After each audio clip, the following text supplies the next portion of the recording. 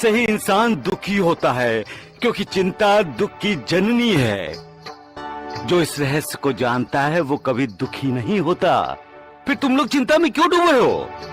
बाबा, मालिक पर विश्वास करो, उस पर श्रद्धा रखो, उस पर अपनी सारी चिंता उस पर छोड़ दो। याद रखो, जितना बड़ा तुम्हारा अहंकार होगा उतनी बड़ी तुम्हारी चिंता होगी। ये मेरा है, वो मेरा है, जब तक ये भावना दिल में जागती रहेगी तुम फिक्रमंद रहोगे ही रहोगे। अहंकार त्याग दो, उस मालिक पर निर्भर रहो। उसे जो करना है करने दो, उस पर संशय शक की उंगली मत उठाओ।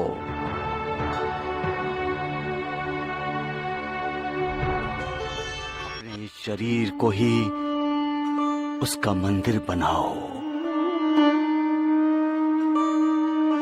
भूल जाओ अपने आप को, फिर चिंता तुम्हें तंग नहीं करेगी। एक समय की बात है, एक साधु गांव के कुछ लोगों के साथ नदी पार करने के लिए नाव में बैठा था। यकायक तूफान आया, नाव डोलने लगी। सब डर गए, चीखना चिल्लाना शुरू हो गया, लेकिन साधु शांत था। वो मुस्कुराता हुआ उस तूफान का मजा ले रहा था।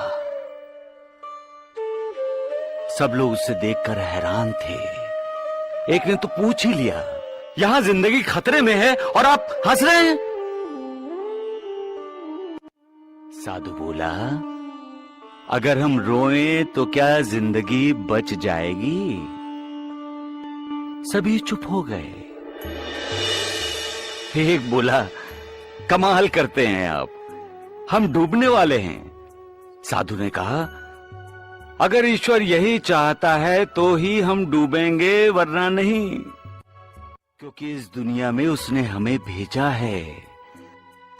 हम अपनी मर्जी से नहीं आए हैं, अब जाएंगे तो उसी की मर्जी से। सभी चुप हो गए। तब साधु ने कहा, कर्ता करने वाला वही है, फिर हम चिंता क्यों करें?